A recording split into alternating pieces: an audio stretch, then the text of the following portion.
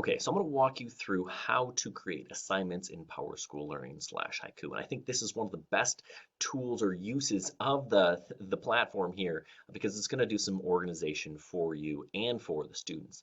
Now, there are a couple of different ways you can make an assignment, and you can start by going to activities and assignments.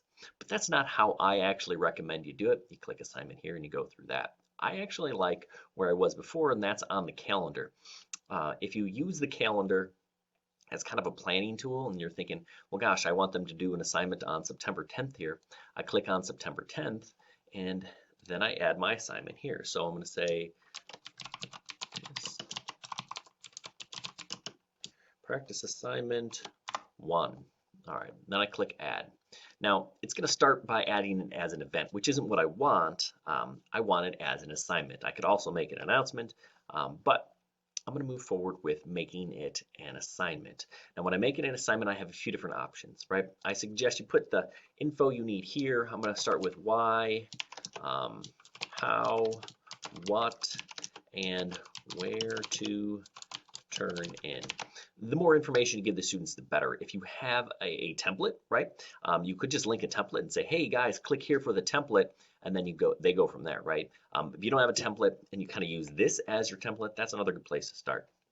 Now, I'm going to scroll down a couple of different options that we have here. Create assignment for all sections, right? So if I have multiple sections of the same class, I probably want to do that. I can even alternate due dates, right? If I have one class that's meeting on Tuesday, the other on Wednesday, I can do that, right? We just kind of uncheck that and then you can alternate your due dates, but I'm not going to do that. Now, due date is kind of a misnomer, right? I think the best way to create an assignment is actually on the you need to do date rather than the date something is due. The reason I say that is whenever you create an assignment on the calendar, it's going to populate on the day that it's due. The day you want the kids to see the assignment is generally what I go with, right? So I want my kids to do this assignment today. I'm actually going to collect it the following day on the 11th, but I need them to see it on the calendar for September 10th. So I put September 10th as the due date because then it appears on the calendar September 10th, which is when I want them to see it, which is when I want them to do it. Now, all assignments in Haiku can be turned in late. The drop boxes do not close. However, you will always see when the student turned it in. So if they turn it in late, you will see that and you can adjust things accordingly, right? The time, there's a lot of different philosophies on this. You can make it late at night, but then parents will complain and say, hey, why is my kid working at midnight?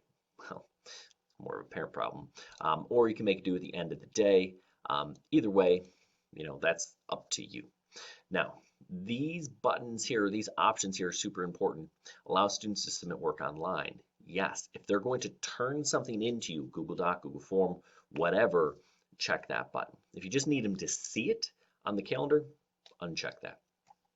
This next one is also super important. It says also save in Power Teacher. It's going to automatically create a corresponding assignment in your gradebook. Now, if it doesn't say save in Power Teacher, but it says something save in gradebook for whatever, that's not right?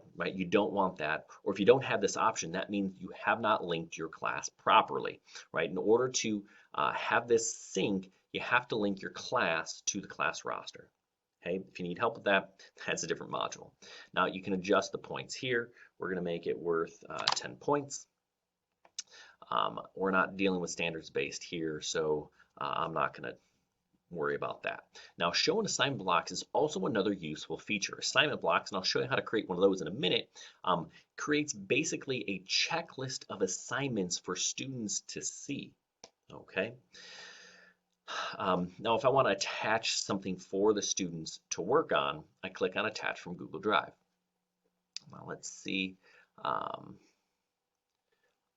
going to pick this. This isn't actually something that I want them to have, but it doesn't matter. This is just a regular document. And now let's talk about what are my settings here, right? I have share mode, okay?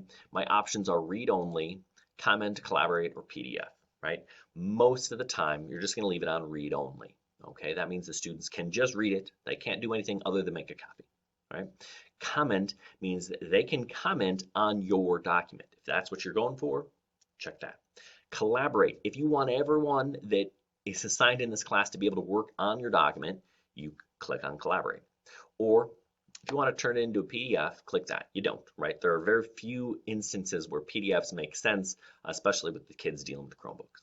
Okay, so I want it to be read-only, and if I want the students to make a copy of it, then I click this handout, right? It kind of automatically makes them make a copy, but they can still do it even if I don't check that option.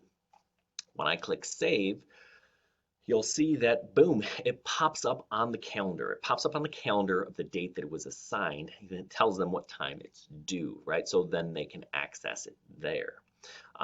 Now, I didn't put it in an assignment block, and that's because I want to show you how to create an assignment block, because I think assignment blocks are super handy.